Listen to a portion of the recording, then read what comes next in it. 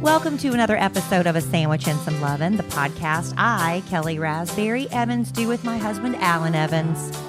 Hello, I'm Alan. A train in the house. Alan is a little upset with Mama Bear. I'm over it. Mama Bear kind of messed up some social media stuff, and he's been trying to fix it. If anybody is an expert Call me the mechanic. Yeah. Oh. It's still not right. No. I tried to do something. I tried to be proactive, and I learned my lesson not to do that ever again. And it's FUBAR. What does that mean? Fruit up beyond all recognition. Yeah. So if anybody's a real good expert at Instagram stuff. Well, I consider myself an expert in Instagram things, but I messed it up so bad you couldn't fix it. Yeah. We're trying to fix it. But that's okay. Sorry about that. We're gonna get it. We're gonna get it fixed. It's not the end of the world, is what I keep trying to tell him. It's not the end of the world. It's not going to ruin our night. It did make us start recording our podcast a little later than we had planned. I apologize for that. I was planning on telling you guys some really cool stuff tonight. It'll have to wait. It's gonna have to wait. I'm sorry. Because of said FUBAR. But I have something really cool to tell you. I've got a lot of cool stuff that I don't know that you know. Oh. Do you know that A Sandwich and Some Lovin', the podcast, yes, is now on 106.1 KISS FM on Sunday nights in Dallas? What time? 9 p.m.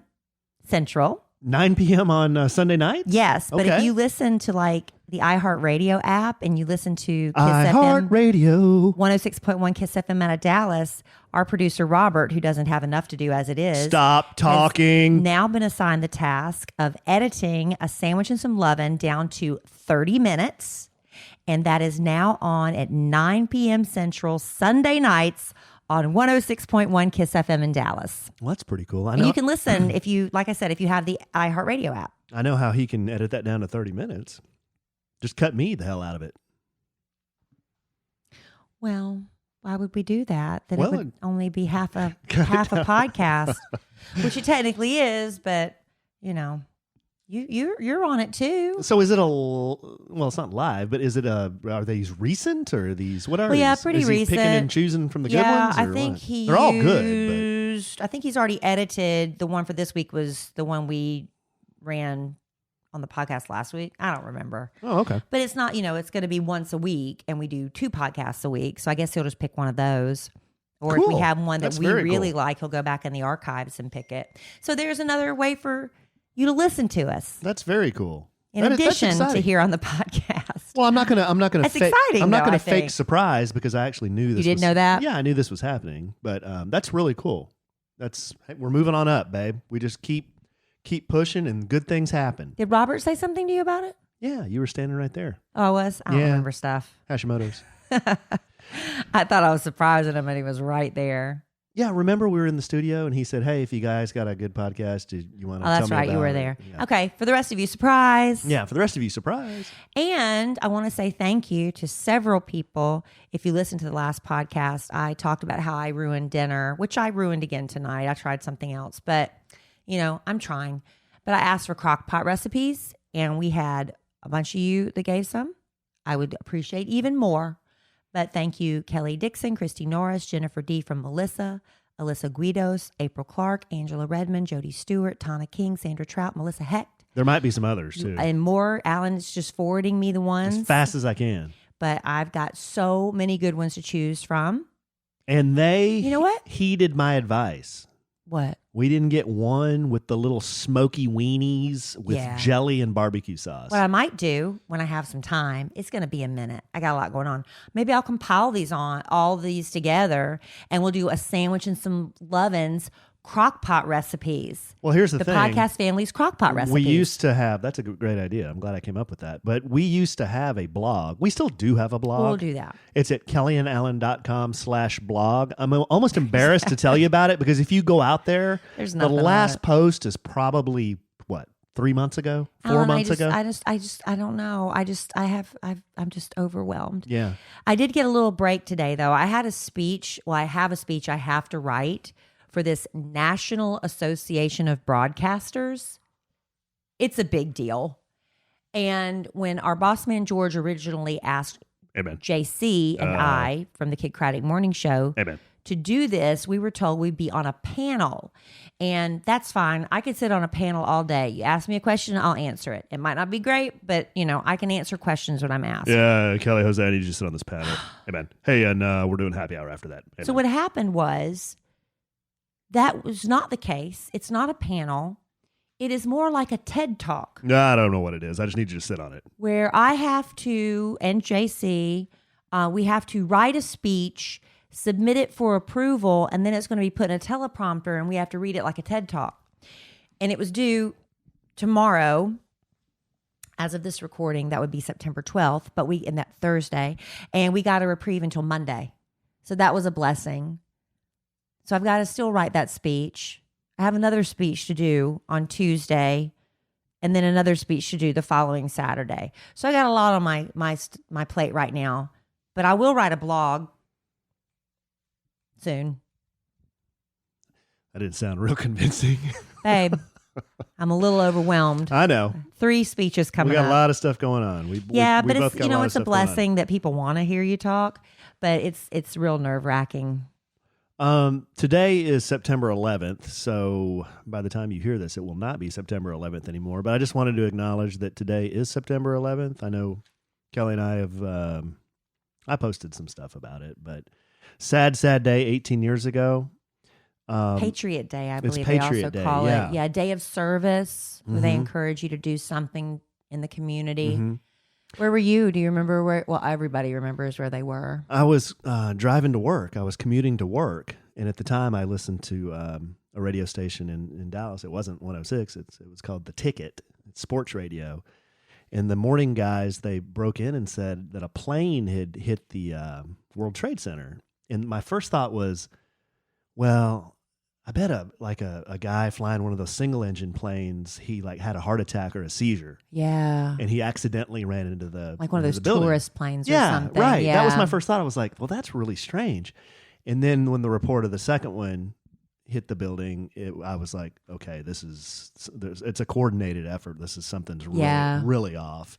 And then the plane hit the Pentagon, and it was crazy. But I found... Yeah, we were on the air. Yeah. When that happened. We had Jennifer Page. We had Jennifer Page in the studio. She was singing her single that was out that day. And while she was singing, the first plane hit. And we, like Alan said, we just thought it was an accident.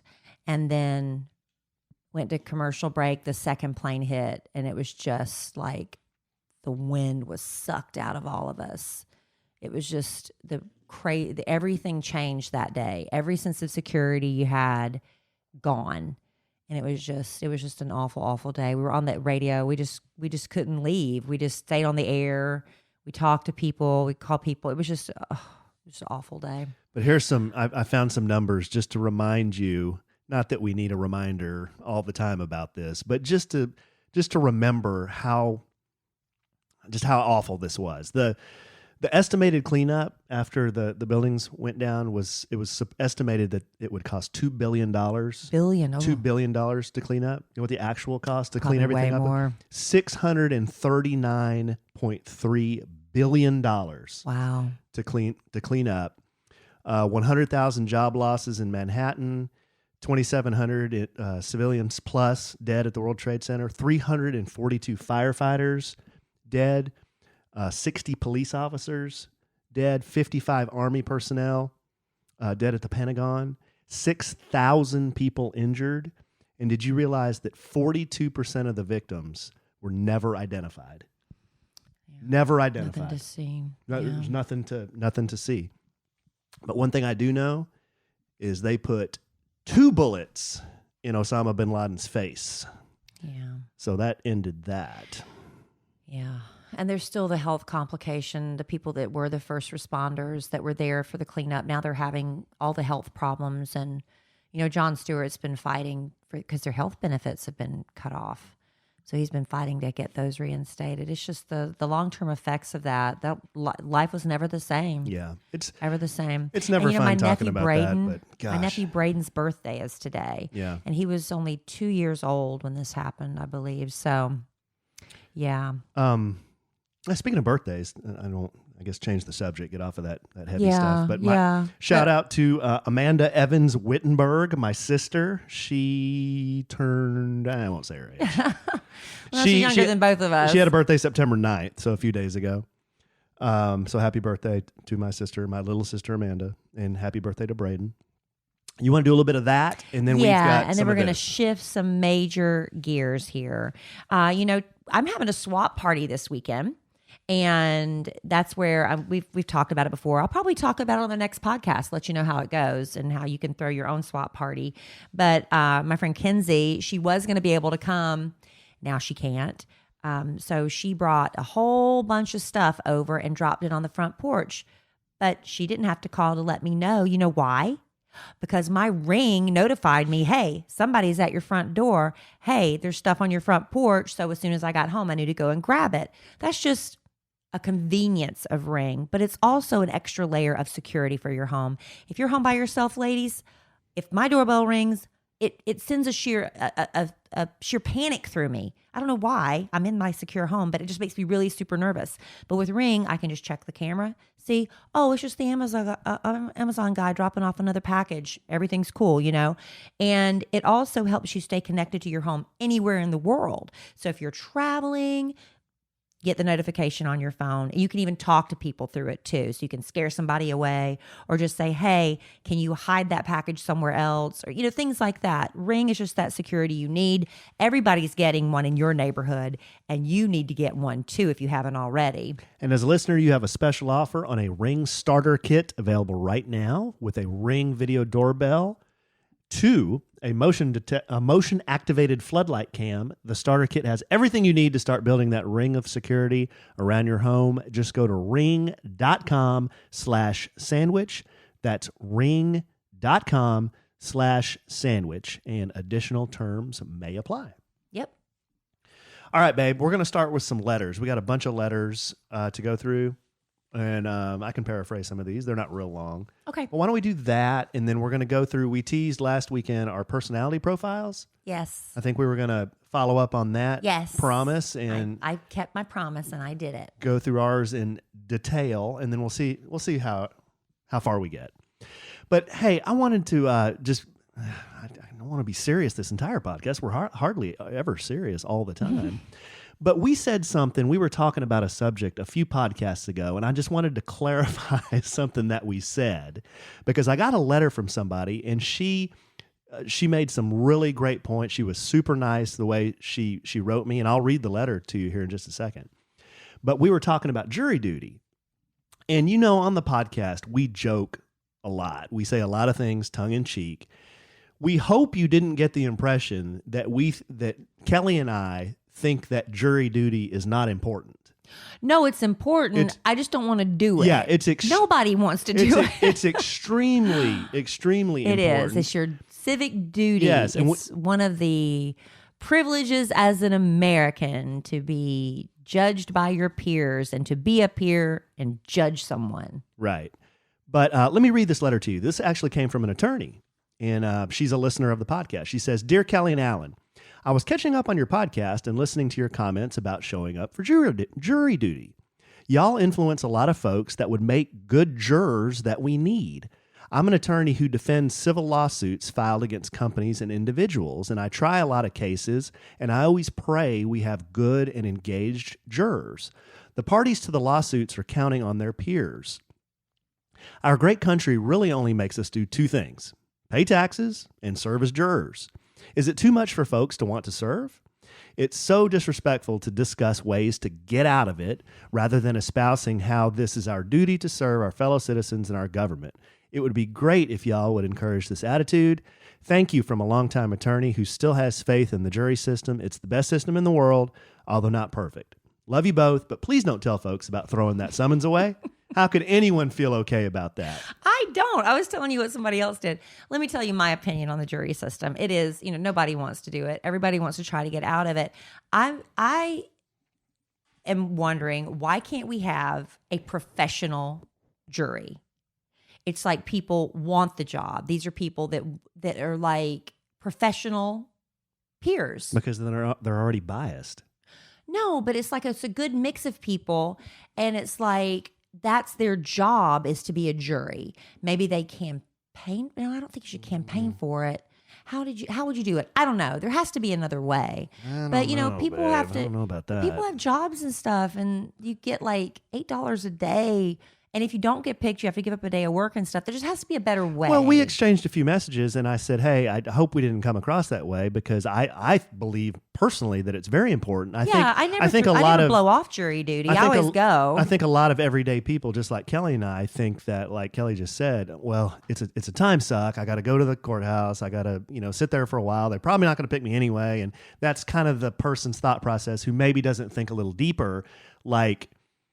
If I had a loved one who was murdered or was in a car accident, and there was a jury up there listening to the case, I'd want damn sure to know that those jury members were serious and had answered all the questions truthfully about being selected to be on the jury. Right. You got to think about it that way. I know. So you're right. It's right. That's true. Yeah. But that's why I wanted to read the letter, just to say, hey, we got our little wrist slap. Yeah, we got our wrist slapped, and I'll admit that we joke a lot. I just don't hope it didn't come across as we think it's not important. No, you actually, Alan, we never talked about it. He was dismissed from jury duty. He didn't even have to go down there because I know they sent me a text. Yeah, you go online to pre-register. That's new. I never had to do that before, so I don't know if that's new or if it's just in this county. And he registered online, and he got a text back saying his services weren't needed. So he was dismissed. Yeah. That's why we never talked about his jury duty experience. Okay. So thank you for submitting that, Mrs. Attorney. Here's another letter. This one is from Denise. Kelly! What? Why are you yelling at me, Denise? Because about 28 exclamation points. First, I love you guys so much. Am I going to get fussed at again? Well, she didn't say my name. Well, she said first. Okay, now I'm going to read this just the way it's written. Okay. Hi, my name is Denise. Smiley emoticon. So I was listening to your last podcast about, being a classy lady. I didn't mind it. I'm 25, but I wish we could go back to the old days where guys would court you and everything was so classy. Yeah. Don't get me wrong. I love being a millennial, LOL. I do wish I could see all of that. So I started watching Downtown Abbey. OMG, love it. My husband thinks it's super lame and super boring. Ha ha ha ha. He literally said, so you'll just watch anything now, huh? Ha ha ha ha ha ha. No, it's so good. Yeah. You need to watch it. Yeah. And I mentioned you hate getting ready and such. You would love having a lady's maid, and I volunteer for that. LOL. I would be honored being your lady's maid. Aw. Anyways, I just thought I would share that. Also, if you haven't seen Downtown Abbey, you need to. It's Downton. She wrote it downtown. Well, it's Downton I'm Abbey. reading it That's as okay. written. I'm reading it as written. Downton Abbey, you need to. Love you guys. Bye.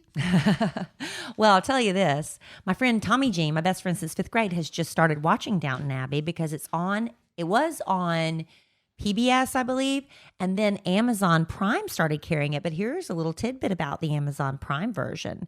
They show the unedited version. PBS edits, anywhere like 15 minutes out of it. So you get extra footage on Amazon Prime, number one. Number two, I did start watching Downton Abbey before I got married. But I got to there was a certain season, and I don't want to ruin anything for you if you're not far enough along, but I knew something really devastating was going to happen, and I was so emotionally involved with the characters. I didn't want to see this thing happen, and so I stopped watching it. So there's that. Okay. This one is from Monica. Hi, Alan and Kelly. Hi. I love your podcast so much. I have learned and taking a lot of your suggestions and advice when it comes to mental and marriage problems. Oh. Going back to your podcast about going to hormone therapy. Yes. I've talked to my doctor about it, and I took your advice to get my hormones checked at my general doctor. They said if it's unbalanced, I may need to see a hormone management doctor and see a counselor for stress. I would like some recommendations on what things I can do to reduce my stress. Thank you, Alan and Kelly. How do you reduce stress, babe? I've been taking Highland's nerve tonic pills, honestly. So you're using chemicals. They're homeopathic. I don't know what that means. That means it's like natural stuff. Oh. It's not prescription based. They're little tablets that dissolve under your tongue and it calms you down. I have sometimes where I can't catch a full breath because I get anxiety in my chest. And when I feel that, I put some under my tongue and they dissolve very quickly. There's not really a taste to them. And if you're having a sudden onset of a panic attack or something, you can take them every 15 minutes until the episode passes. But usually here, I'm just thinking about it. I'm starting to get like anxiety because when I talk about anxiety, I get anxious. But yeah, usually just 1 or 2 doses helps me get past it. That's one thing. I used to take yoga. And when I took yoga, I would be so worn out like a dish rag when I was done. I remember one time after yoga class, I went to the gas station, locked my keys and my cell phone in the car. And I was like, that's okay. And because I was like, I came from yoga and I was so spent. I didn't have the energy to get upset. I walked inside the gas station and asked the lovely gentleman who was working there if there was any way I could use a phone to call for help because I locked my keys and my phone in my car. And he told me no. And that was still okay because I had just come from yoga class and I found somebody eventually, obviously, because I'm here today and I made it home. But yoga, anything physical activity, I know Alan likes to do his HIIT classes, anything that gets you just punching stuff, burning energy, and Highland Nerve Tonic. And I have a link to that on my little Amazon store, for lack of a better term. If you go to amazon.com/ what is it? I have no Kelly idea. Raspberry /shop, I think. Anyway, or you can just look for it. Yeah, Highland look for it. Nerve Tonic. Yeah, Monica, I there's 2 things that come to mind. Kelly mentioned one. For me, it's exercise. That really helps me reduce stress. But another one is I like to go to the bookstore. If I'm feeling really stressed out, sometimes I just like to be by myself in a real quiet place. And I'll stick my phone in the car. I won't even take it in. And I'll go to a bookstore and then just browse and then just kind of look at different books and read different books and sit on one of the little stools and read. And that makes me feel a lot better. Home Goods does that for me. I love Home Goods. Yeah. And prayer. There you go. Giving it to God. There you go. Giving it to God. That's a good one. Okay, here's another one. This one's from T. A-Train. That's for you. This is just for me. I lived in DFW 15 years ago, and I was an ardent fan of the Kid Craddock morning show, nationally syndicated, most because of Kelly Raspberry. I moved to the East Coast in 2004, and I was out of the loop until returning to the Metroplex this spring when I found out that Kelly has a podcast and married a Red Raider. There you go. Guns up. I bought a house this spring, and I listened to the podcast as I cleaned, unpacked boxes, and organized, finally catching up a few days ago. You know what? I think sometimes you give Kelly too hard of a time, but it's a fun listen overall. Thank you. Well, thank you. Thank you, T. My question is, what football game are we going to this year? Guns up and wreck 'em. T-Money. Do you know T-Money? I don't know T-Money. Well, they're asking you to go to a game. Asking us to go to a game. I asked Kelly the other day, I said, you want to go to another game? And she just kind of stared into space. So I don't know if we're going to go to another game. I didn't just stare into space. We just started talking about something else. I don't know. I'd like to go to another game. Or are you going to get in contact with T? Yeah, I have T's electronic mail address. I can probably get in touch with him. Okay, this one is from... He said, you can use my name. I don't mind. This is from Caleb. Caleb says, hey, Kelly and Allen.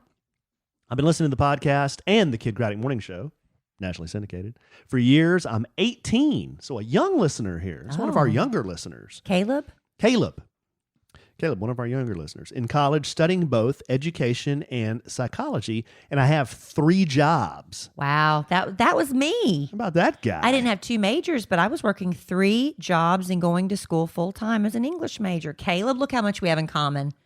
Wow. As you can imagine, life is stressful. Yeah. I listened to episode 160 right when you guys released it, and ever since I've been debating on what to say and how to respond. Okay, so here it goes. Alan, you're so brave for sharing something so special and deep. It's not easy. You're truly outstanding, and sharing that made a difference. So thank you for sharing. it really kind of hit me hard. When I was listening to it, I was at work watering plants. I work at a nursery in Joplin, Missouri. And I was so moved that I had to gather myself because it was so relatable. For years, I've struggled with anxiety and overall crappy mental health. My mother is a recovering drug and alcohol addict. And for years, my sister and I were abused. Living through my parents' divorce, my mother's many overdoses, and using high school as an escape, I just felt as if I couldn't go on. Oh, Caleb. I felt so alone, and for so long, I never laughed. But the times I would, it was because I was listening to the morning show and the podcast. Aw. You two have really made a difference in my life. You both provided an escape from my life, and I sincerely thank you both for it. Now I'm doing better, and I enjoy my life. Good. So thank you for the laughs, positivity, and being so relatable. You're amazing. Have a good day, and God bless. If you read this on the air, use my name. Oh, Caleb, you I don't sweet mind. thing. Isn't that a nice letter? Give me that. That's a very nice letter. Very, very nice. Caleb. I'm going to save that one. So if you want to email us questions, advice, comments, anything we talk about, send us a note. Recipes. Kelly asked for crockpot recipes last time. Podcast@kellyandallen.com, or you can go to kellyandallen.com and click contact. And we will answer those all day. Caleb got me all misty. All day, every day. Did you get excited about the news from Apple? About the new iPhone stuff? Yeah, I always like to see what they're releasing. Yeah, they had a great big Apple event on Tuesday, and the CEO Tim Cook kicked things off. They made a whole bunch of announcements. How do you feel about their new streaming service for gamers? No, I didn't hear about that. Yeah, I just heard that's about the phones thing. and the watches. Is what I Yeah, heard people about. kind of skipped over that. This one is actually, if you have gamers, they've got the new arcade game subscription service that launches September 19th. It's going to cost just $4.99 a month, but you can try it free for 1 month. And I heard they have an updated Frogger on there. Frogger? Wow. Yeah. And we also found out how much Apple TV Plus is going to cost. Now, that launches November 1st at just $4.99 a month. It's way cheaper than Netflix and the Disney Plus that's coming out. And that's the one where Jennifer Aniston's coming back to TV for the first time since Friends went off the air with Reese Witherspoon and Steve Carell. Let me think who else. Jason Momoa's got a show on there. So let me tell you, this $4.99 ain't gonna last long because they got to pay those salaries. I actually body doubled for him in Aquaman. Yeah, you did. Yeah. A lot of people don't know that. Yep. But you keep telling them and they'll start believing it. Yeah. Are we going to do the Apple Plus? I know our TV's enabled for it.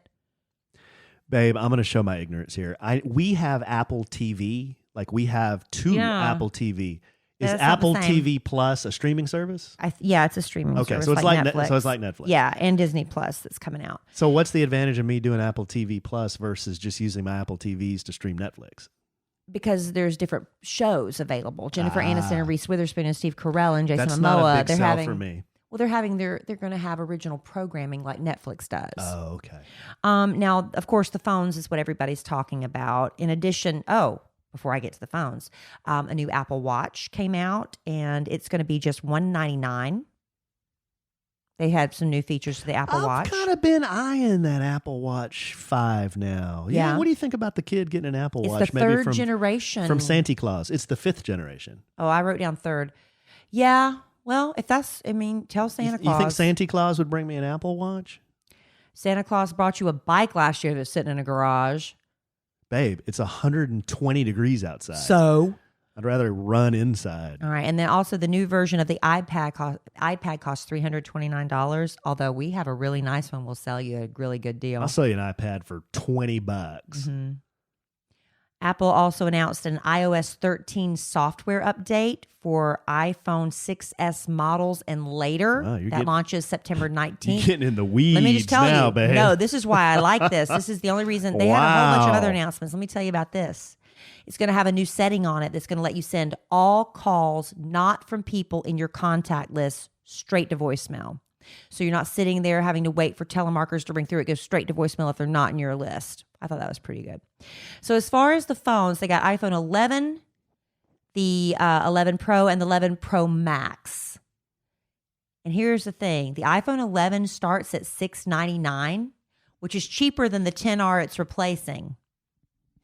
So they lowered the price. They've lowered the price. Wow. The 10R was the best-selling phone last year because of its lower price, and now the 11 is going to be even lower, starting at $699.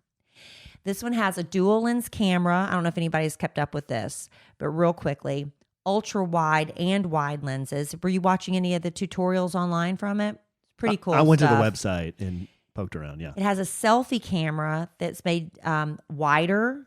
And if you rotate the phone while you're filming, the picture stays the same. It doesn't, you couldn't used to change from, if you realize when you're filming straight up and down vertically, I meant to film horizontally. If you flip it, it's fine.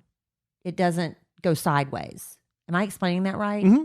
Okay. And also, they've got a new feature on the selfies where you can do slow-mo selfies. They're calling them slow-fies.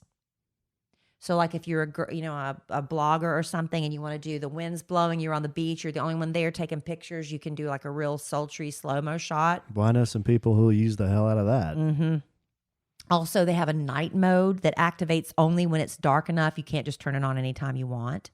The glass is more durable. Oh, and the portrait mode, up until now, only available for people. Now they're going to have portrait mode for your pets and for inanimate objects. You can shoot anything in portrait mode. Nope. It only would recognize faces. Not true. Well, I'm just telling you what they said. Okay. So, and they're going to have all these really pretty new colors to choose from. Mm-hmm. A new lavender and a pale green. This is for the 11. That's going to come with 6 colors. Lavender, pale green, red, pale yellow, black, and white. The 11 Pro and Pro Max will only have a new color called Midnight Green. It's a matte, space gray, silver, and gold. I just shot a Pepsi bottle in portrait mode. It's not good. But it's blurry. I have an iPhone 10, so maybe that's why. Blurry. I don't know. I'm just telling you what Yeah, they yeah. said. No, I'm with you, man. So that's the base. The Face ID is 30% faster. Will work at more angles. The battery should last an hour longer than the 10R, which is already longer. Hey, can I ask if there's one feature on there that I really wish would work? And that's Siri or talk to text. Sucks. How about talk to text? How about improved talk to text? Do you ever spend more time correcting your talk to text than you do if you would have just typed it in with one thumb? I know. That drives me insane. If Steve Jobs was alive, he would be he accept that? Disgusted. Would he accept that? I would think not. I would think Siri. I still hold out hope that one day Siri will just answer my damn question instead of saying, I don't understand. I'm not equipped to do that. Or then giving me the website to go to. I didn't ask for the website. I just asked, what's the capital of Indiana? Whatever it is. I just want to know the answer. I don't want you to take me to a website. Just say, the capital of Indiana is Terre Haute, isn't it? Terre Haute? I don't know, babe. I'm bad at that. I think it's Terre Haute. I'm really bad at that. But Siri is just a waste of time over Siri. But I'll still keep trying. Siri's very frustrating. It is. Extremely. And talk to text. I even when I'm talking to text, I say I am talking to text. So if this doesn't make sense, I'm sorry, and then I'll just start talking. When I get really mad at Siri, then I start over enunciating in a very kind of like angry voice, and then it gets worse. Ugh, Siri maybe sucks. they know you're getting mad at Siri. Yeah, maybe. Well, why don't you do that? Something that doesn't suck. Yeah. Let's talk about something that doesn't suck. Let's talk about stamps.com. Stamps.com. Hey, if you're a small business owner, which we're trying to be, if I didn't mess up social media, we'd be telling you more about that right now. But ASAP will tell you about that. But stamps.com is really a lifesaver for small business owners. And if you just do a lot of mailing, big business too, stamps.com can save you time because you're not having to shut down everything to run to the post office. Although I'm a girl that still loves going to the post office. It's one of my favorite errands to run, but sometimes it's just not practical. I don't have time to, drive there, find a parking space, go stand in line sometimes. And that's why you need stamps.com because it's open 24/7. You can print postage. You've got a digital scale that Stamps.com provides for you that calculates exact postage. So you're not guessing, you're not overpaying, you're not underpaying, which gets sent right back to you, right? And you get deals that you can't normally get at the post office. With Stamps.com, 5 cents off every first class stamp and up to 40% off priority mail. Did you know regular stamps, forever stamps, are 55 cents now? And if you're doing a lot of mailing, knock a nickel off, that adds up over time. Stamps.com is a no-brainer. It saves you time and money. No wonder over 700,000 small businesses and counting use Stamps.com. Wow. Could they all be wrong? No, they're all way. right. There's no way they could all be wrong. All right. And right now, our listeners get a special offer that includes a 4-week trial plus free postage and a digital scale without any long-term commitment. Just go to Stamps.com, click on the microphone at the top of the homepage, and type in sandwich. That's Stamps.com, enter sandwich. All right. Love Stamps.com. Let's now be obnoxious and talk about us. Let's do that, babe. Hey, it's our podcast. We can talk about us. Talk about us. Talk about anything. We do. We will. That's what I will do. No, last week we had a letter. Katie Jo sent us a letter and said, hey, have you guys gone to 16personalities.com? That's 16personalities.com. Hashtag not an ad. And have you taken this personality test? Until then, I had not, but now we have. We have taken said test. And we encouraged all of you to do it if you listened to the last podcast. Yeah, so you can compare to what we have. But we're not sharing our entire report because that'd be boring. It'd be boring and it's too much. So we're just going to focus on kind of like what it means, like what we were psychoanalyzed as, like what kind of personality, and then maybe talk about some of the relationship. Because part I think of it. knowing if, you take this with a grain of salt, because some of it I think rang really true. Some of it I was like, maybe This I'm not is really science, sure. though, babe. It's Based on a questionnaire you fill out. I always feel like it's even like when you're taking eye exams at the eye doctor's office that I'm failing that test. I'm not answering the questions right, and you're just going with your gut instinct on these, but I still feel like, I don't know, maybe, because the questions you answer range from you strongly agree to strongly disagree and then all the shades in between. To me, I'd rather it just be a yes or no answer, but this wasn't that way.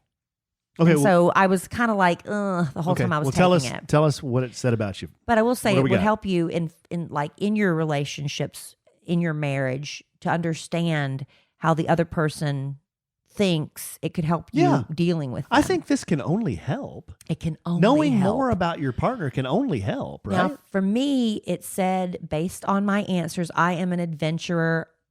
By definition of the word adventurer, I am not. But it goes deeper than that. My individual traits as an adventurer, I am more observant than I am intuitive. I am more introverted as opposed to extroverted. I am more prospecting as opposed to judging. Mm-hmm. I am more feeling as opposed to thinking. And I am more turbulent as opposed to assertive. I am a turbulent adventurer. See, why I don't like those words, I'm not going to read those words on mine, is because everyone has a different definition of what introverted means, what turbulent means. So I mean, I know those are for the analysis and for people who understand psychology. And based on Alan's personality, that's why he's being all judgy, because he is more judgy than prospecting. Right. So why don't you read your overview? I want to hear what it says about your overview. Where was was it the first thing? The first thing? It's all that. I don't want to read all of it. Well, paraphrase. It says adventurer personalities are true artists, not necessarily the typical sense where they are painting happy little trees. Often enough, though, they are perfectly capable of this. As I told you, I won an art contest in high school. I just did not stick to it. Adventurers live in a colorful, sensual world inspired by connections with people and ideas. Mm-hmm. These personalities take joy in reinterpreting these connections, reinventing and experimenting with both themselves and new perspectives. I don't know. That's a bunch of mumbo jumbo. This creates a sense of spontaneity Making adventurers seem unpredictable even to their close friends and loved ones. Do you think I'm spontaneous? I'm starting to think the first part of this is a bunch of bull. Right? Okay, keep going. So despite all this adventure, and I did edit out a lot, despite all this, adventurers are definitely introverts, surprising their friends further when they step out of the spotlight to be by themselves to recharge. Riskier behaviors like gambling and extreme sports are more common with this personality type than with others. Did you try to answer truthfully? I did, honey. I'm telling you, I don't gamble. I have $100 limit, and I put that $100 down. When it's gone, it's gone. Extreme sports. You wouldn't know You wouldn't know what extreme sport was if I spotted you the extreme in the sports. I know what they are. I'm afraid of them. So this is why at first I'm like, no, This isn't me. This isn't me. I'm just looking for one thing that sounds like you. Thank you. Fortunately, their attunement to the moment and their environment allows them to do better than most. Adventurers also enjoy connecting with others and have a certain irresistible charm. Okay. So me. Okay. Adventurers always know just the compliment to soften a heart that's getting ready to call their risks irresponsible or reckless. However, if a criticism does get through, it can end poorly. Some adventurers can handle kindly phrased commentary, but if the comments are more biting and less mature, adventurer personalities can lose their tempers in spectacular fashion. Adventurers are sensitive to others' feelings and they value harmony. Adventurers can usually call the past and move on as though it's never occurred. Mm-hmm. That's true. That's the first accurate thing I've heard. That's true. Yeah. I don't dwell on stuff. It does no good. Move on.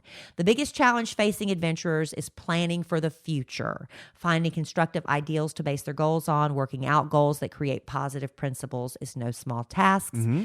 Adventurers don't plan their futures in terms of assets and retirement. Rather, they plan actions and behaviors as contributions to a sense of identity, building a portfolio, blah, blah, blah. This is so boring. Adventurers can act with amazing charity and selflessness, but they can also be people who are more self-centered, acting with selfishness, manipulation, and egoism. So you can be both. I don't know. That was your overview. My strengths are... you're not going to go into all those, are you? Real quick. I just really quick. Strengths: charming, sensitive to others, imaginative, passionate, curious, artistic. Weaknesses: fiercely independent, unpredictable, easily stressed, overly competitive, fluctuating self-esteem. Yeah. Yeah. But some of that other stuff I should have edited further, and I'm sorry I made you sit through that. I don't know. Some of that was really off base. Yeah, I don't know if I agree with some of that.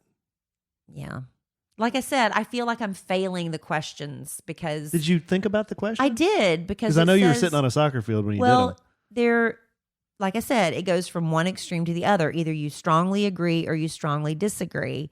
And then there were like... Did you get confused and answer them like opposite? No. Oh. And there were like 5 shades in between those extremes. And I'm just like, I guess I feel this way. Click. I'm not sure. Click. Maybe I feel this way. Click. Were you down the middle a lot, or did you take a stand? I was like just right or just left of the middle. I was only like definitely on like 2 things. I'm like, definitely I know how I feel about that. Strongly agree or strongly disagree, like twice. The rest of them I was just slightly disagree or slightly agree. And that's, I don't know. And maybe that says a lot about my personality. Maybe. Okay, well, mine was called a campaigner personality. I mentioned this last week, so I'll just read the overview. You tell me if this sounds like me. I think mine's probably a little closer than yours. It says the campaigner personality... You're a better test taker than I am. I'm a horrible test taker. The campaigner personality is a true free spirit. They're often the life of the party, but unlike types in the explorer role group, campaigners are less interested in the sheer excitement and pleasure of the moment than they are in enjoying the social and emotional connections they make with others. Charming, independent, energetic, and compassionate, the 7% of the population that they comprise can certainly be felt in any crowd. What do you think about that, babe? They tend to see life as a big, complex puzzle where everything is connected. But unlike analyst personality types who tend to see that puzzle as a series of systematic machinations, campaigners see it through a prism of emotion, compassion, and mysticism, and are always looking for a deeper meaning. Many other types are likely to find these qualities irresistible. Oh. And if they've found a cause that sparks their imagination, campaigners will bring an energy that oftentimes thrusts them into the spotlight, held up by their peers as a leader and as a guru. Is it a guru or a guru? A guru. Or a guru. You're a guru. But this isn't always where their independence-loving campaigners want to be. Worse, if they find themselves beset by the administrative tasks and routine maintenance that can accompany a leadership position, campaigners' self-esteem is dependent on their ability to come up with original solutions, and they need to know that they have the freedom to be innovative. They can quickly lose patience or become dejected if they get trapped into a boring role. Mm-hmm. Yeah, you got that right. Read that patience part again. Here, I'm not going to read all this. It says... yes, a lot of... It says, campaigners know how to relax, and they are perfectly capable of switching from a passionate, driven idealist in the workplace to that of an imaginative and enthusiastic free spirit on the dance floor.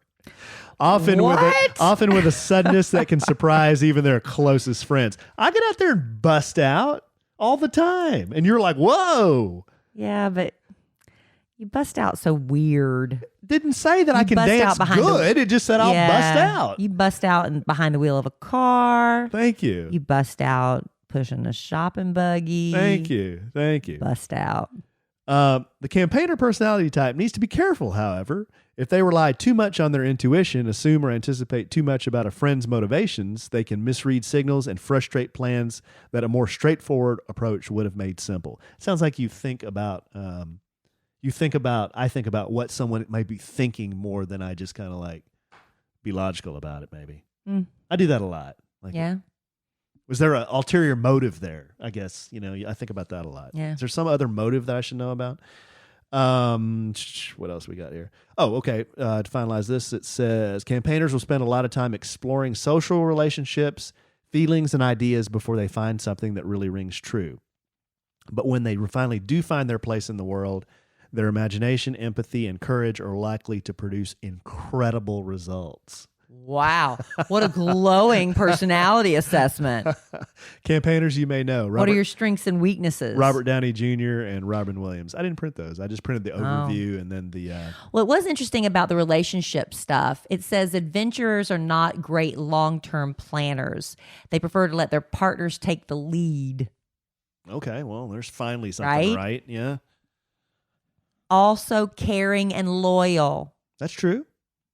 Adventurers love finding ways to surprise their partners in fun little ways. Yeah. There's a sense of practicality to adventurers' unpredictability.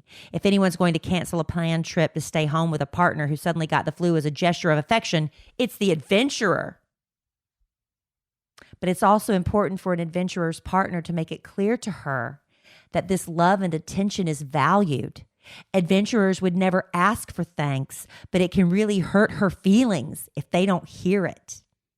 Okay. There are few types more vulnerable to criticism and conflict, and it's necessary to provide a certain level of emotional support. Mm-hmm. You don't like criticism? I mean, who does? But you really don't like it. But she also loves to be thanked. And still, developing some skill with planning can be a healthy area of growth for adventurers. Learning to be a little more comfortable with voicing my feelings and communicating more clearly is something that you could help me with. That's what it says. Some of that sounded a little more on point. Yeah. See, and that's where I kind of like came back around like, yeah. The overview didn't sound like you at all. No. But the relationship part of it did. Yeah. Okay.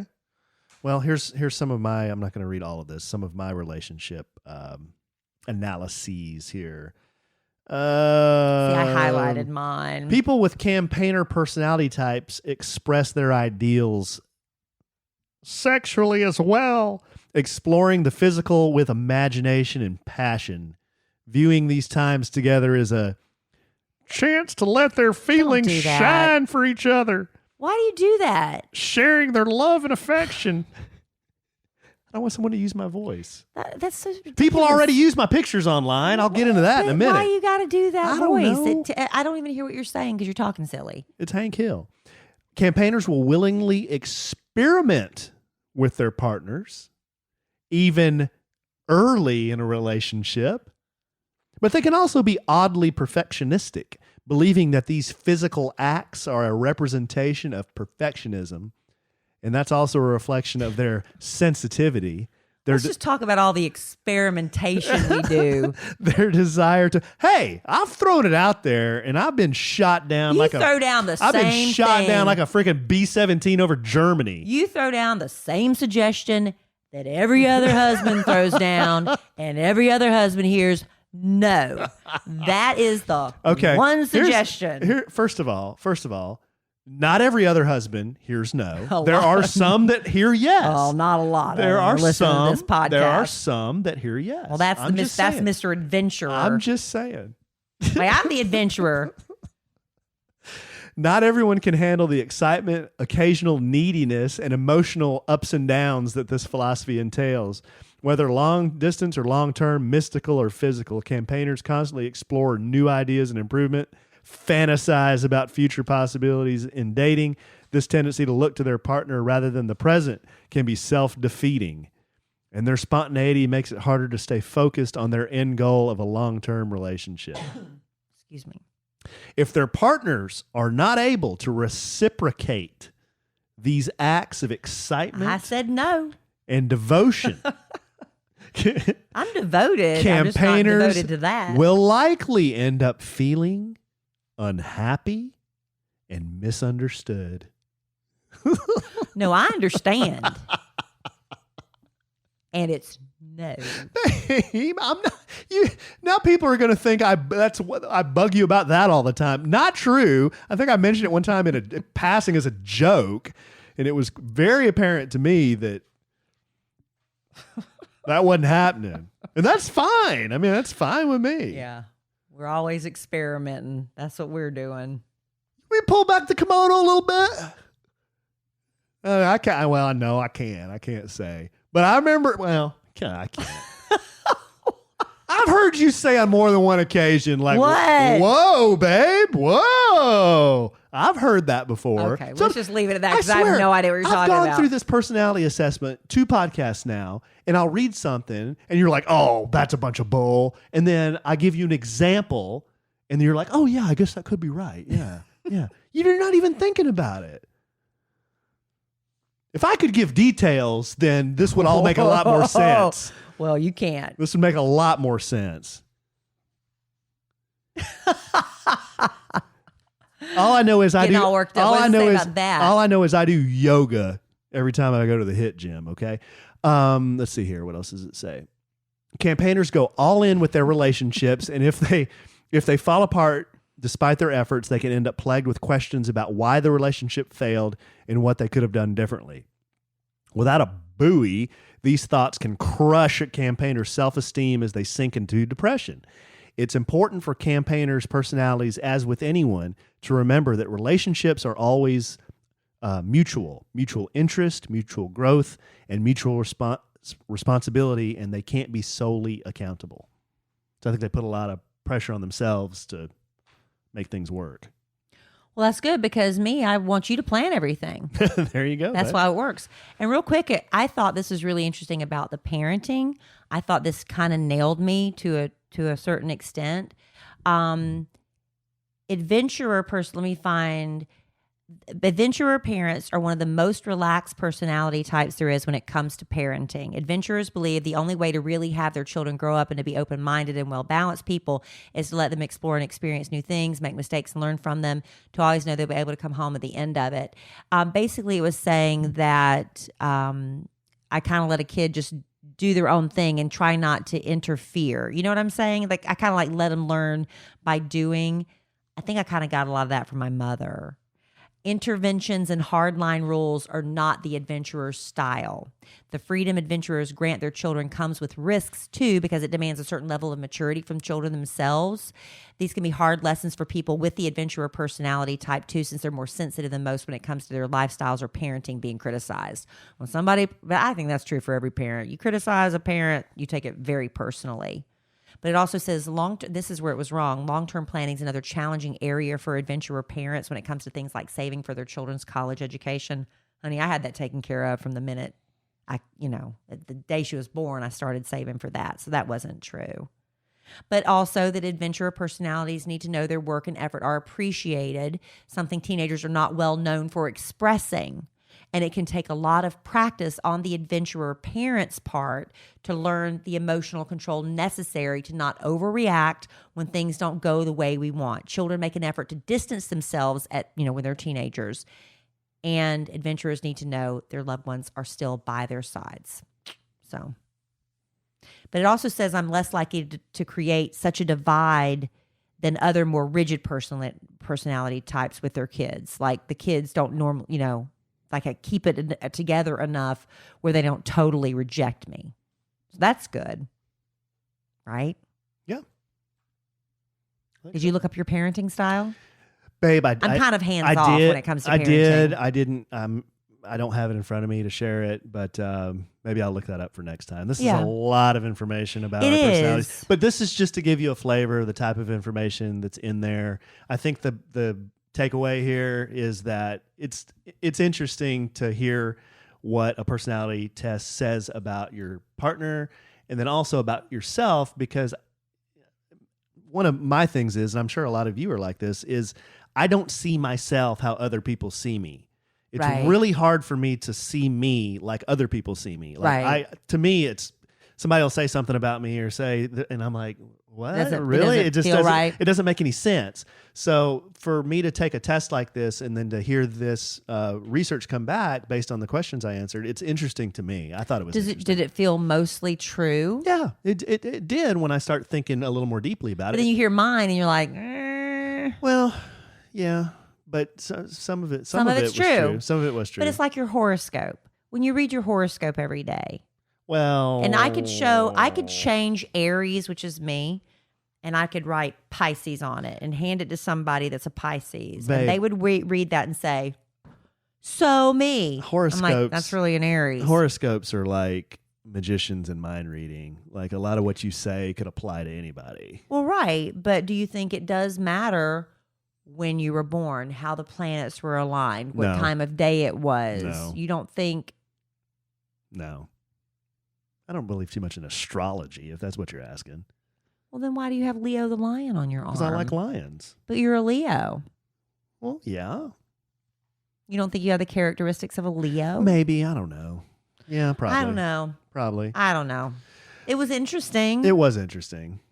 And people love learning about themselves. Yeah. At least I do. I do too. But I just didn't. I don't know. Like I said, I feel like I answered the questions wrong. If I went back and took it maybe on a different day, I might answer differently depending on my mood, right? Mm-hmm. And then that would give me a whole different personality. Well, if you answer the questions truthfully, that's all you can do. And it spit out based on all the other hundreds of thousands of people that have answered those same questions what their personality is. Yeah. So a lot of companies use this to hire people, right? Yeah. Some companies make you take a personality test or to see if you'll fit in the team or the group. I've had to do that before. I've had to take Did you get the job? Like I told you, I've taken one of these, but it was a long time ago. I think it was like after I got hired. They didn't do the test as like part of the interview, but then after I got hired, I had to take it. So they know how to manage you? Yeah. Yeah, but this was back in the early 90s. I mean, things have changed a lot regarding that, So. Interesting. But thanks for sending it in. Yeah, if anybody else wants to share their results, that was fun. Contact us. That was fun. All right. Well, real quick, Alan and I have both been trying to make some healthy changes in our lifestyles. You can see I'm wearing my little workout clothes, not just because I feel really cute in them, but I actually worked out today, went to the gym. Today was arm day, people. Arms and shoulders. And you know what I'm also trying to do is eat better. But you can eat all the kale salads in the world, drink green smoothies if you can choke them down. But we're still probably not getting all the essential nutrients that we women need on a daily basis. And that's why we have Ritual, the obsessively researched vitamin for women. Ritual's essentials have all the nutrients most of us are not getting from our food, at least not enough of them, all in the clean, absorbable form of this little Ritual pill. They don't add anything, no ingredients that do more harm to your body than good. Just 2 easy to take capsules. And you get 9 nutrients you need to support a strong foundation for your health. 2 pills I can handle. When I see somebody like that Suzanne Summers who lays out 50 pills a day, that's not for me. Ritual I can do. I love they have everything from D3 to omega-3, fills in all those gaps, has a fresh minty taste. You can even take it on an empty stomach. A lot of times you have to eat a piece of bread or some breakfast stuff because if you take those vitamins on an empty stomach, you get that sick feeling. You don't get that with Ritual because they just do it right. They've done so much research. They know how to do it. And I love that it's subscription-based. You can have it delivered, pause it anytime you need to if you need to take a little break for whatever reason. Ritual makes it easy for you. And better health doesn't happen overnight. And right now, Ritual is offering our listeners 10% off during your first 3 months. That's awesome. It really is. So fill in the gaps in your diet with Essential for Women, a small step that helps support a healthy foundation for your body. Visit ritual.com/sandwich to start your Ritual today. That's 10% off your first 3 months at ritual.com/sandwich. Love Ritual. Do you feel left out because Ritual's for women? Well, a lot of products that we endorse are for women. I feel like I can participate. But not Ritual. Why aren't you being inclusive? What are you saying? You know what? What are you saying? Because, I can't participate? Not with What Ritual. if I wanted to take Ritual? Well, I'm sure it wouldn't hurt you. But it's things that a woman needs. What if I wanted have different needs? What if I wanted to wear a Third Love bra? Would that be a problem? Is that the stuff you're suggesting? I'm just asking the question. What is it, Mr. what is it, campaigner? Spontaneity. Are we suggesting that in the bedroom? Whoa. I mean, I'm kinky, but I ain't that kinky. I wanted to do this, but we don't have time, babe. We're at We ever talked? Well, we're at an hour. Well, I mean, we could save it for next time. Or I could do this real quick. All right. Let's do this real quick. I did some research on blondes versus brunettes. I know. Redheads are always left out. No, we're not leaving the redheads out. Okay. Did you know 1 out of 20 people in the U.S. is a natural blonde? 1 out of 20? 1 out of 20. But only 2% of the population, so 2 out of 100, is a natural. Did I say natural blonde? Yeah. Is a natural blonde. Yeah. Yeah, 1 out of 20 is a natural blonde in the U.S. Okay. 1 out of 20 is a natural blonde in the U.S. A lot of them, they're born blonde and then they just turn to brunette as they get older, yeah. right? About 90% of ladies in the U.S., gals in the U.S., are brunette. So the vast majority of people that you see are brunette. Yeah. Most people that you see with blonde hair are not natural blondes. They've colored their hair blonde. Right. My niece Riley, now Cordero, natural blonde. Okay, so she's 1 out of the 20. And Braden Raspberry celebrating his birthday today, natural blonde, just like their mother, Lori. And 2 out of 100 are redheads. So 2%. Only 2% are redheads. Okay. Right? There are right. more. You said that earlier about red blondes, but I think you misspoke. So, yeah. There are more natural blondes than redheads. So 1 out of 20 would be, what is that, 5 out of 100. So 5% are natural blondes, 2% are natural reds, and the rest of them are brunettes, approximately. Okay. So here's some facts about blondes versus brunettes. Yeah, we are kind of leaving the redheads out. They always get left out. Okay. Once a woman goes blonde, she has more fun. Research says that blondes go out an average of 3 nights a week. Brunettes, 2 nights a week. Well, I mean, I don't know about that. Okay. I know that research. I will tell you this. Blondes do get a lot more attention. I used to. Well, I should Can we get probably through- wait. can we get Yeah, through the data was here? gonna, I just about to say. I should wait Brunettes to are get to the done. perceived as smarter on the first date. Yeah. Not saying they are smarter, just saying they're Well, it's perceived. that whole dumb as smarter. blonde stuff. A Cornell University study. So this isn't some just fly-by-night study. A Cornell University study said that 482 participants in this study, blondes received more tips on average than brunettes. Better tips on average. Yeah. Regardless of how, and I don't know how they determined this, regardless of how attractive they were. What did they say? Like, you're attractive, you're not as Yeah, attractive? I mean, okay, we're going to make you, Right. you're in the ugly blonde. You're in the ugly blonde. Okay. So we're going to do this God. study, and now we're going to get the really pretty blonde. How do Okay, you but do that? I don't know. But the blondes receive more tips. Men's hair preference determines his preference in women, on average. What? Men's hair preference or- determines his. Men's hair color. Sorry, men's hair color determines his preference in women's hair. I would think opposites attract, right? That's Is what that I, what it comes that's down what I to? would think. Studies show regardless if you're a man or a woman, you're more likely to be attracted to someone based on interpersonal interactions from your past. For example, if you hung out with a bunch of brunettes, you're probably going to go for a brunette. Well, I mean, you fall in love with who you're hanging around. Yeah. I don't know if I believe that one. Okay, there's only two more. A natural blonde has more hair than a natural brunette. On average, brunettes have 100,000 hairs on their heads, and blondes have between 120 and 147,000 hairs on their heads. So more hair. How about redheads? You probably have more hair. Yeah, I used to have super thick hair, Basically- and I ran into two redheaded girls last night. Natural redheads, their hair was so thick. Yeah. Basically, the lighter and more fair the hair, the more strands of it you're going to have because okay. that's the body's way of protecting the scalp. Oh, okay. And then the last one, blondes take longer to get ready. In a 3,000 gal study, took the blondes an average of 72 minutes to get ready, took the brunettes an average of 66 minutes to get ready. Doesn't take me that long. What do you think about that? Doesn't take a redhead that long. I was going to say about the whole blonde versus brunette thing. I know Jenna, who works with us on the morning show, is a natural blonde, and she chose to dye her hair brunette, dark brunette as well.